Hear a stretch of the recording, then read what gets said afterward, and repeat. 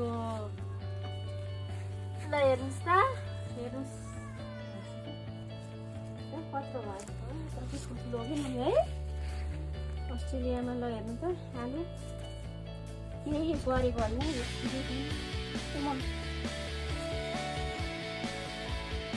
कति ठुल्ठुलो गरेको है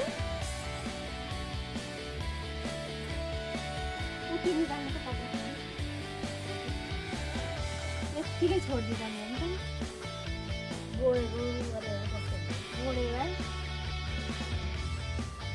हुनु है